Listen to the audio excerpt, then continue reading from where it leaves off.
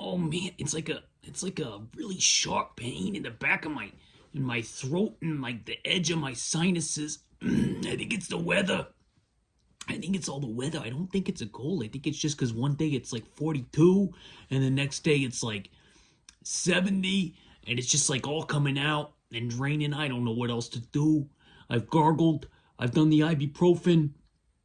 It just started hitting me yesterday evening, and I'm like, oh, I gotta record in the morning. This is gonna hurt, and I'm telling you, it hurts. It hurts a lot, but we're gonna power through, okay, guys? And I'm gonna get a little help this week, okay? I watched a family film with Lucy, Zootopia 2, and I am not the expert in family films and cartoons, so I got a little surprise for you. We got a little goodie for you this week. We got a very special guest reviewer.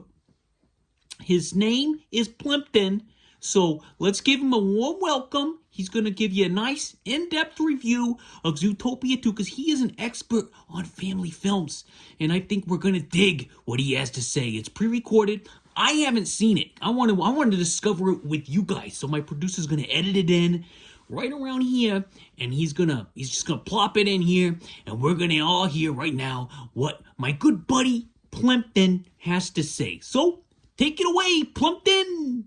I told him I don't want to do it, and I'm not going to do it. I don't care what he said. I'm not doing it. No, get the camera off me. Oh, that was good. Good job, Plimpton. Did you 3 hooves up? Can you believe it? It was fun. I had a good time. But the next one is the classic from 2016. You know, I go through the old newspaper gimmick, and then I look at what was playing 10 years ago in 2016. That's what year I'm on this week, because the anniversary year. And the big movie was Everybody Wants Some! Exclamation point, exclamation point. This was billed as like a spiritual sequel to Dazed and Confused. You can kind of see I got my raglan on, so I'm kind of dressed the part. But here's the thing. It's not as good as Dazed and Confused, that's for sure. But it does start off really nice. You know, it's like a good hang type movie, you know? So you kind of like a lot of funny little one-liners. And Richard Linklater obviously had a good time, you know, in college in the 1970s and early 80s. And the soundtrack slaps and all that. The plot is non-existent. There's no plot. It's just like Dazed. You seen Dazed and Confused? It's just American Graffiti. You seen that one? It's just following a bunch of characters around for a couple days in this case, the lead up to the first day of college, and you know, shenanigans ensue. But here's the thing for me. I didn't go to college because I'm stupid. I mean, I did take a couple semesters of community college later in life, and I did pretty good, by the way. I only got like 1 C, and that was in economics, and it was like a 79.9. I think they should have rounded up to a B just to make me feel better, but you know, you live and learn. But here's the thing with this one. It's a good movie and everything, but it just goes on a little too long for my taste.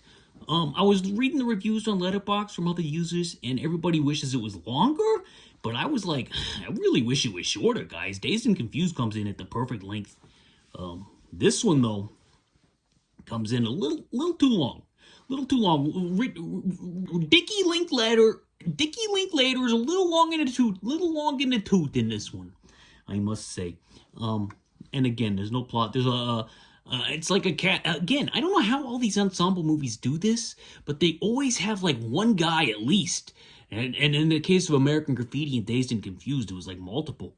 But they always have like one guy. And Fast Times at Ridgemont High, and like there's always like somebody in the cast that just like makes it big, you know, like 5 to 10 years later. And in this case, it's Glenn Powell.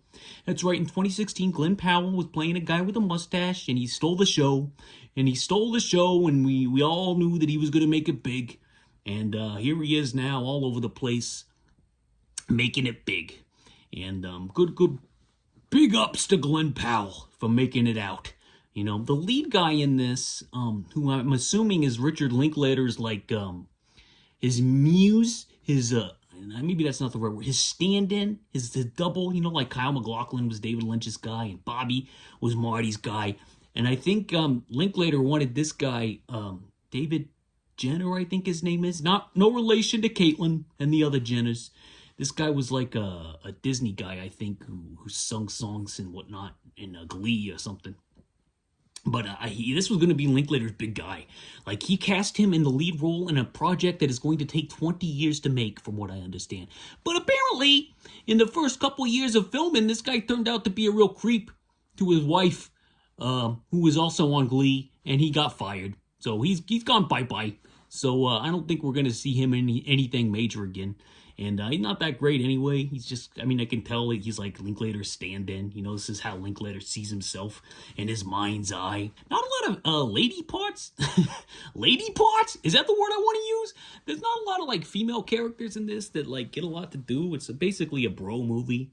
So if that's your thing, then you're probably going to be into this one. I give it 3 thumbs up. It's good. Not as good as Dazed. Not the classic Dazed is. I know it's got... the cult keeps growing every year, so I'm sure in 20 years there's going to be some big retrospective about how everybody loved Everybody Wants Some. I saw it when it came out on home video the first time back in 2016. Didn't really care for it then. Moved up a little bit in esteem. Oh, that hurt. Oh, God. It's draining, folks. It's draining. Okay, we're good. We're good to go. I moved up a little bit in esteem in this viewing, but still didn't go much above 3 thumbs, which is fine. Okay, just a little too long for my taste. Man, we're zipping through them this week. It's okay though, because I can't talk very well, and I'm sure Plimpton took up a lot of time because I had a feeling about that guy. He never shuts up, that Plimpton, but he's a good friend, and we're gonna see a lot more of him moving forward whenever there's a family film. Because he's the expert in family film. You gotta see this guy. You saw him. You saw his encyclopedic knowledge. And we're just gonna see more of it, folks. 3 hooves. Flirting with Danger. That's the Tubi Friday. And this one was on Tubi, by the way. So, sometimes they're on like a different service. They just had that Tubi vibe. This one is, I wanted to find one in the mid-2000s, like a B-movie. So I saw Charisma Carpenter on the poster of this one, and I thought it was the 50 Shades one that she did, because I thought I'd seen that she was in like a 50 Shades remake, or not remake, but ripoff. But apparently that one's 10 years after this one, and that's not what this one was. This one's probably worse. This is bad, folks. This is real bad. I think that not a lot of people have seen this one, judging by the Letterboxd reviews of about 40 reviews, and I think I liked every single one of them. It's a B movie, and Charisma Carpenter's in it, like I said, and it's got great value John Travolta without the cleft in his chin. So if you ever wanted to see what John Travolta would look like without that thing in it, without that dent in his chin, then you're gonna want to see the guy who stars in this movie, Flirting with Danger. But that would mean that you have to watch it, and it's not very good at all. It's about a guy who just it's about like all these young guys that keep dying of heart problems, and the police detective thinks that there's a serial killer involved, and the guy who's in charge of one of the victims' estates, he finds a fax from this lady who's played by Charisma Carpenter, and he keeps seeing her at all these funerals of these guys that are dying, and she seems to be connected to all of them. So in his brain, he thinks, hey, there's smoke, there's fire, right? But except they fall in love and they flirt with each other, of course. And if you think the movie's going to have a twist that goes beyond that, and like the most obvious person is not going to be the killer, I'm not going to spoil anything, but I'll just say the most obvious person is the killer, and I'm going to let you figure out who it is, but nobody's ever going to watch this movie. So, Flirting with Danger, 1 thumb up. 1 thumb up. That's bad, actually. It sounds like I'm giving it, hey, thumbs up. No, it's actually 1 thumb out of 5. So that's bad. 1 thumb up is bad. It's real bad. That's about as low as I go, with the exception of, no thumbs or half a thumb. I knew a guy with half a thumb one time. He was a good guy. The Boost. We're already on the last one, but that's okay.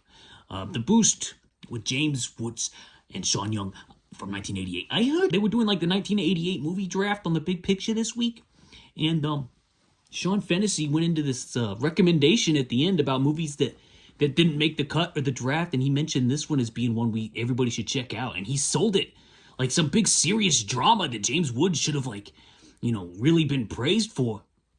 And I gotta tell you, folks, this is like Reefer Madness made for the 80s. You remember that movie seen Reefer Madness, that propaganda, government-type propaganda film from the 1930s where people would take a toke of the reefer and they'd be like, and they'd start tearing and they'd jump out the windows, playing the piano really fast because they were on the reefer? Well, that's what this is, except it's with cocaine in the 1980s. And Jimmy Woods plays this scam artist, quote-unquote salesman, but come on, he's a scam artist who gets a new job in L.A. because some old guy takes him under his wing and tells him about this tax shelter loophole where they can sell these properties to people who can invest in them, and they can make a bunch of money somehow with these loophole tax shelter things. I didn't really understand what was going on. But apparently the government decided, in the midst of this scam, to close this loophole. The Supreme Court or the Congress or whoever it was said, we're not going to let you do this anymore. So then Jimmy, he gets all like, he's got to come up with different plans to get out of debt, and so he starts getting on the drugs, and it tears him apart. And shenanigans ensue. And I will say this is unintentionally hilarious. There's at least 3 parts in this that I found so over the top hilarious that they have to be seen to be believed. You can find the clip on YouTube. Look up James Woods in The Boost, and there's like an overdose scene that is quite possibly the most unintentionally hilarious thing that I've seen in a very long time. And there was not a hint of irony in Sean Big Picture Fantasy's voice when he recommended this film. And I think Roger Ebert gave it 3.5 out of 4 thumbs, or 2 thumbs up basically. And he said this was the most realistic and convincing portrayal of drug abuse that he's ever seen. And I am like, did he see this overdose scene? I'm serious. Watch that scene with Roger Ebert's comments in mind, and you tell me, does that hit you right here? Does that hit you up here and say, I gotta stay away from this stuff? Or does it make it look like this is Reefer Madness, folks? This is hamming it up to the 10th degree. I have no idea how this made it into the movie, and I have no idea how this movie made it onto screens with people like Roger Ebert praising its realistic nature. It's quite comical. And then there's another scene where Sean Young has a problem going down some steps, and another scene where it cuts to a character in the hospital with some makeup on, and that is 3 of the most unintentionally hilarious things I've seen in a long time. This movie's bad. I don't know what Sean Fantasy was on when he was doing The Big Picture, and he also said he didn't really have a lot of high praise for Clean and Sober. I'm sorry, but Clean and Sober wipes the floor with The Boost. The Boost is no good. No good. So, Sean, if you're watching, if you're one of the 2 viewers down there, sorry, bud. You were wrong on this one. I give it 1.5 thumbs up, which is bad, remember. Not good. And that's it for this week, folks. So yeah, I'm going to get some lozenges in my mouth, some hot cocoa, and no, not cocoa, hot honey in one of those neti pots, and maybe gargle some salt water. I got saline spray. I'm doing all the tricks, and ibuprofen and acetaminophen, and I'm just trying to feel normal again. So anyway, that's it for this week. I'll try to get better next week. And I think in April we're gonna do like spring break type 80s movies for a lot of it. So stay tuned for that. It's gonna be a good time. Dude, oh, and thanks again to Plimpton. Doodles.